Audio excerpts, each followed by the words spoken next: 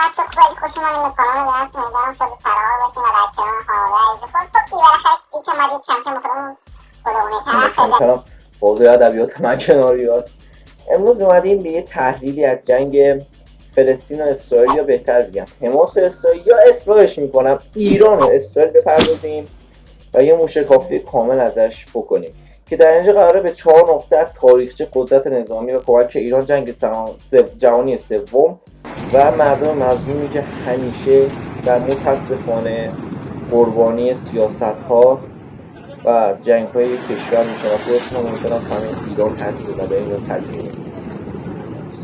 خب بریم ما هم اول از همه شروع بریم سراغ تاریخچه یهودیت. یک، یهودیت از ببینید از اول توضیح بدم، امیدوارم زیاد طولانی نشه، به طور خلاصه توضیح بدم. بعد از شکست حکومت عثمانی یا همون ترکیه امروزی میاد انگلیس و فرانسه قرارداد بین هم وصل میکنن که بعضی کشوری که تحت کنترلشون بوده و بگیرن یه مال خودشون تقسیم میکنن، که فرانسه میاد بیشتر کشورهای آفریقایی تحت استعمار خودش قرار میده و انگلیس به برخی کشورها به علاوه فلسطین یا اسرائیل رو برای خودش میکنه، تا اینکه میرسه یه جنگ جهانی دوم به وجود میاد و انگلیس به شدت بعد از چیز شرایطی که نمیتونه دیگه با آلمان نازی مقاومت کنه با حزب نازی و میاد با یه شرایطی مجبور میشه که کمک آمریکا رو میخواد و از چند طریق، و از یه طریقی به نیروی نظامی نیاز داره و یه طریق هم به کمک آمریکا. خب اولین کاری که میاد اینه که میاد به یهودی‌ها که قدرت بیشتری داشتن و با لحاظ ثروت و سیاست یه جورایی حرف اول رو میزدن و میدونستن آمریکا راضی کنن که به انگلیس یا بریتانیا، همون بریتانیای کبیر که خیلی بیشتر کشورام دعوت گرفته بود کمک کنن، میان میگن آقا شما بیاین طرف ما بگیرید، ما در عوض بهتون زمین میدیم یه جور برای خودتون کنه. یه طرف هم میاد به کشورهای اسلامی میگه آقا شما بیاین به ما کمک کنید، ما یه سرزمینی هست به اسم فلسطین اونو به شما میدیم برای خودتون مالکیت. و عربستان هم میاد و کشورهای عربی مثل مصر، عربستان و همین لبنان و نمیدونم بقیه کشورهای دیگه میاد به انگلیس کمک میکنن. جنگ جهانی دوم تمام میشه و یهودی‌ها کسانی هستن که میان ساکن فلسطین میشه و از قبل تو فلسطین هم اسلام بوده هم مسیحیت و حالا یهودیه هم بوده ولی به اون صورت و حالا یهودیت هم اضافه میشه به این کشورها میان و یه خدا بیامرزی که خدا رحمتش کنه، نمیخوام نام ببرم، ایشون میان 6 میلیون یهودی ناقابل میزنن، باهاش یه صابون درست میکنن، حالا یه کاره باهاشون میکنه و بگذاریم این کارا. و زمانی که این 6 میلیون و زمانی که جنگ جهانی دوم تمام میشه میان یهودی به خودشون با اروپا دیگه جای موندن برای ماها نیست. چرا؟ چون میگن آقا اگه چون هم 6 میلیون کشته دارن، زن و بچه و اینا همه میان مهاجرت میکنن به اسم یه سرزمینی به نام فلسطین، همه میان اونجا مهاجرت میکنن و میمونن اونجا.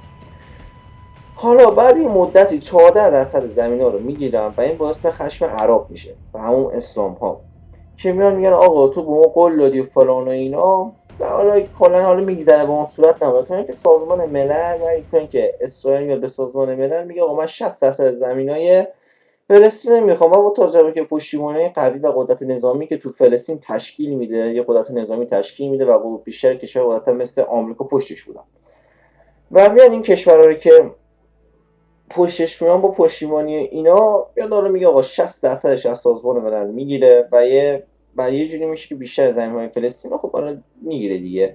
بعد این باعث بیشتر شدن خشم عرب میشه و یه اتحادیه عرب به وجود میاد که هنوزم هست. اینا میگن آقا بیاین به این کسانی که میخوان به دین اسلام و به کشور متعلق کشور که نه به قرارداد تجاوز کنن حالا یه جورایی بکنن بهش یه درسی بدیم. اینا همه متحد میشن به اسرائیل حمله کنن و با توجه به اینکه اسرائیل هم ارتش داشته، هم قدرت برتر نظامی بوده، هم پشتیبانی آمریکا و دیگر کشور قدرتمند داشته، میزنه چند شکستشون میده. این روند چندین بار تکرار میشه تا اینکه بالاخره چند اسرائیل کل بیشتر زمینای فلسطین رو در بر خودش میگیره و استعمال میکنه، به اشغال میگیره و البته اینم که به این کلش اشغال کرده نادرسته، اکثریتش رو میاد میخره، اکثریت زمینا رو میخره، اکثریت هم مثلا 40% رو میگیره 60%ش اشغال کنه.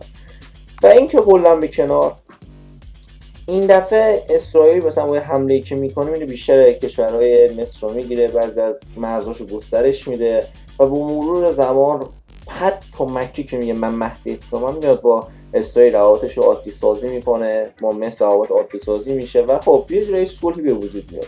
اما این وسط این مردم یهود که انقدر اومدن اینجا و ادعای مالکیت خودشون رو میکنن و قدرت نظامی دارن، کم کم به توی کل اونجا شرک میسازن، زمینای بیشتری رو میگیرن، قدرت نظامی میکنن و خیلی از فلسطینی‌ها رو آواره میکنن. خب تا اینجا فهمیدیم تاریخچه یهود و تا اینجا اومده به صورت خلاصه مونده. اگه بخوام مثلا در مورد کلی توضیح بدم یه ویدیو باید در موردش بسازم که خودم زیاد خوشم نمیاد. و این کلا در مورد تاریخچه یهود بود و میریم در مورد قدرت نظامی و کمک‌های ایران. تا الان با سنگ و چوب می‌جنگید، یعنی نه سلاحی داشتن نه تفنگی، فقط یه سنگ و یه چوب داشتن و همین دیگه. بعد حالا نظامی داشتن. الان سوال اصلی اینه، فلسطینی که نه سلاح داشته نه چیزی، فقط هم که توی غزه یه محدوده کوچیکه که بسیاری هم تحت نظارت CIA و FBI و نمیدونم موساد و نظارت کل اینا هست، چه جوری شده 5000 تا راکت به سمت اسرائیل پرتاب کرد؟ اینا برای من یه سواله. این کار دو تا حالت داره، یا اینکه خدا معجزه کرده براش راکت فرستاده، یا اینکه یک کشوری که شهر موشکی داره، قدرت نظامی 13ام جهان، این کشور قویه و بودجه زیادی داره صرف نظامی میکنه، اومده به این کمک کرد. اون کشور کی میدونه؟ درسته ایران. آقا این که مثلا میگیم آقا ما اصلا در کار هیچ کاره بودیم، نه این غلطه. این کار به سیاستی که حالا نمیخواد جنگ‌های داخل رو کار نمیخواد بکنم تو میشینه بالا. کل 5000 تا و این 5000 تا راکت بچه باز میشه، فهمش موشک اینه باز میشه، بعضیشون انفجاری هم بعضیشون باز میشه، مثلا بعضیشون باز میشه 3-4 تا موشک میشه میتونه.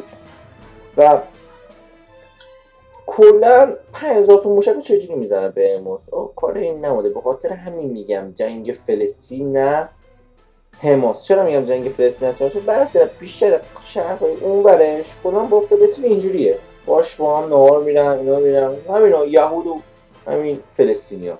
و اگه غزه داره میجنگه تمام شده رفت. ایران هم فقط داره، ایران لبنان هم فقط داره با اون کمک میکنه. حالا چرا میگم جنگ حماس هم نه و جنگ ایران؟ چون ایران داره همه چیشو میده آقا، از سلاح و مهمات و همه چی.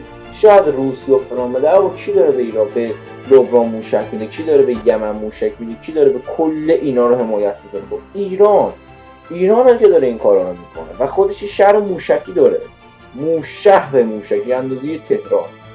حالا کاری هم به اینا فعلا ندارم. حالا چون میگیم جنگ ایران اسرائیل بکنیم، ایران جزو لشکر 13ام با 900 خورده پرسنل فعال و اسرائیل جزو لشکر و قدرت نظامی و جزو قدرت نظامی دهم کشور قدرتمند جهان و 4مین ارتش بزرگی دنیا رو داره. البته من کاری ندارم، ببینید 85 میلیون ایرانی صرفه این بکنن اسرائیل کلا میبره، توف بکنن اصلا اسرائیل رو میبره.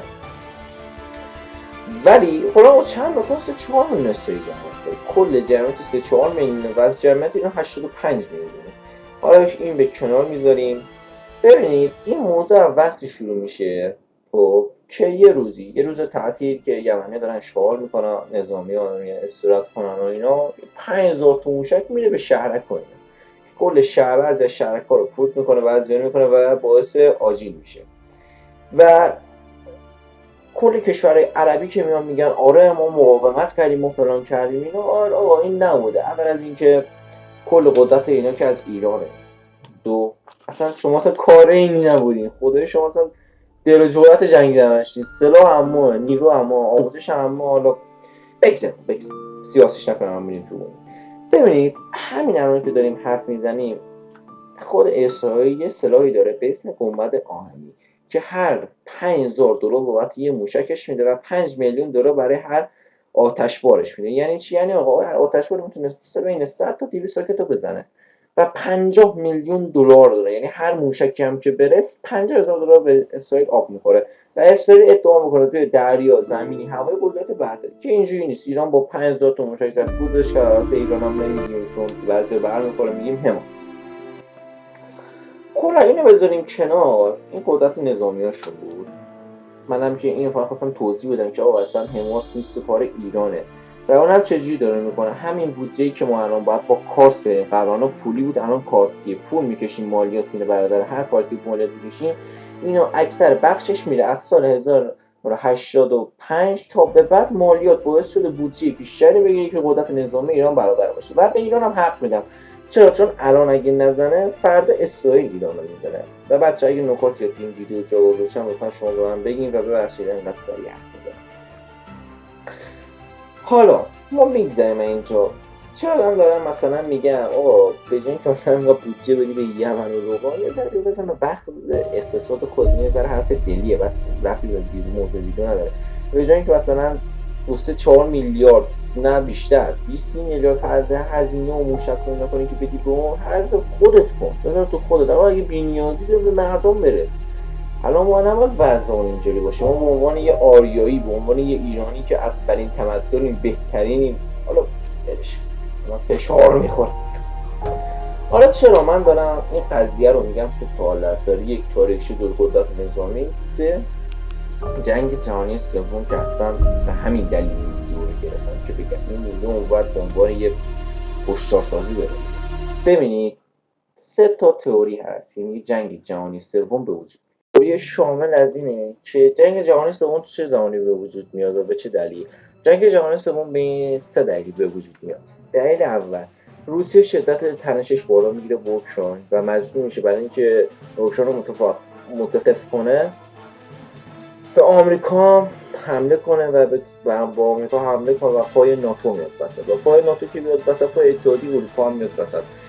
روسیه مجبور، روسیه، چین، کره شمالی و دیگر کشورهایی که با هم متحدن مجبورن با کلا ناتو و اتحادیه اروپا کلا بجنگن و یه جنگ جهانی سوم به وجود میاد. و حالت دوم، تنش‌ها بین چین و آمریکا بالا میره. چین به آمریکا حمله میکنه، آمریکا بیشترش میگیره و جنگ جهانی سوم به وجود میاد. روسیه، ایران پشت چین در میان و کشورهای مسلمان و حالا اکثر نقاط بعضی از کشورها بی‌طرفی میکنن، کشورگشایی شروع میشه، نسل‌کشی بشر شروع میشه، تمدد بی فرهنگ شروع میشه و چون آمریکا از همه دورتره کمترین آسیب رو میبینه. حالت سوم چه زمانی شروع میشه؟ زمانی شروع میشه که ایران شروع کننده جنگ جهانی سومه. یعنی چی؟ یعنی همونطور در این داریم ویدیو میگیرم که آقا ایران جنگ جهانی سوم به وجود میاره. چرا؟ به 2 دلیل. 1، ایران خودش داره به حماس کمک میکنه که اسرائیل بزنه و آمریکا یه جوری بازی و قدرتش توی حالا بعضی از نقاط اسرائیل و یه جوری جیگرگوشه‌ش دیگه الان مثل بچه‌ش میمونه، بهش مجبور کمک نظامی میکنه و برای اینکه وقتش کنه وزیر با ایران در بیفته و اگه حماس شکست بخوره یا همون غزه سقوط کنه، بعدی لبنانی که باید سقوط کنه و چین و کره شمالی و نمیدونم چیزی که هر کدومشون هم دشمن دارن میان وسط و یک جنگ جهانی به وجود میاد و خودتون میدونین چه تنش‌هایی داره به وجود میاد، مثل اینکه چین و تایوان، کره شمالی و کره جنوبی، ایران و اسرائیل، روسیه و حالا آمریکا بجز مثلا دشمن پیش افتادشون مثل حالا نام نمیبریم. اینکه این جنگ جهانی به وجود بیاد به بدبختی مستند ما نیست. چرا؟ چون این به جای 8 سال ممکنه 30 سال طول بکشه، ممکنه 10 سال طول بکشه. ما جنگ قبلیمون 8 سال بود کنه. 8 سال جنگیدیم، از دنیا عقب افتادیم، بدبختی کشیدیم، این همه جوان رفتن شهید شدن، هنوز داریم استخونای شهیدامون رو میدیم بیرون و بازپانی جنگ داریم میشیم. آقا من نمیگم کمک نکن. چرا؟ چون اگه ایران نده فردا اسرائیل ایرانو میزنه، اول آخر یه جنگی میشه، ولی خب ممکنه شرایط تغییر کنه. من میگم آقا چرا داری به کشوری کمک میکنی که میگه لاشیه؟ یعنی شیعه رو قبول نداریم، به خون شیعه رو من تغذیه نکن، جوانایی که خون میدن بره اون برا. چرا داری پول مملکت رو میبری توی کشوری که آقا نه به تو اهمیتی میده، نه کاری میکنه، نه فرمانبردارته. همین عراق آیا در آینده برای ایران شاخ نمیشه؟ آیا کشور دیگه برای ایران شاخ نمیشن؟ نمیگن خونه عرب از عجم حسین. این من نجات پرست نمیخوام نجات پرستی کنم، ولی آقا عربا دارن به ما میگن الحیوانات و ایران. آقا زمانی که ما تمدن داشتیم شما پوستموز نبودین، شما تو دستوی اسرائیل بودین، داشتید با ایشون گلبازی میکرد. اون زمانی که ما نادرشاه 1000 جو حکومت داشتیم شما هنوز داشتین بعبعه اینتونو میزنین، 1400 تا پیامبر نتونست یه عرب خراب رو صدایت کنیم. وقت ما باید بیاییم حالا کاری ندارم، من نجات پرست نیستم، به خودم ایمان دارم، همه چی من کامله، ولی میگم آقا به کسی کمک کنه قلب شناست باشه. الان آقا یعنی یهود حق زندگی نداره؟ ما 4 تا دین داریم، یهود، مسیح، اسلام، زرتشت. آقا همشون حق زندگی دارن، همشون حق دارن به عزت تنفس. الان مثلا آقا من پیشنهادم چه، آقا بیا سازمان رنگی خط بکشه 50% برای فلسطین، 50% برای اسرائیل، که اصلا نمیشه. ولی این کاری که جنگ جهانی میشه همیشه باید تاوانش رو مردم بدن، تاوان سیاست‌های کثیفش رو باید مردم بدن، تاوان بدبختیش رو باید مردم بدن. مردم باید برن به جنگ. شما را نهایتشون فرار میکنین کشورها دیگه، خودتون گمگون میشه. این مردم هستن که شهید میشن، این مردم هستن که جون میدن. واقعا نمیدونم، امیدوارم یه روز ایران درست شه و با زده نشه. با امید روزهای خوب. و اینکه بچه‌ها که نکاتی رو از جان انداختم حتما تو کامنت‌ها بهم بگین. امیدوارم همتون زندگی خوب و سرحالی داشته باشید. با امید اون روزی که هممون بتونیم در کنار هم زندگی سالم داشته باشیم، با امید صلح جهانی و اتحاد کشورهای فارسی زمان مثل پاکستان، افغانستان، ایران، تاجیکستان. با امید اون روز. چشم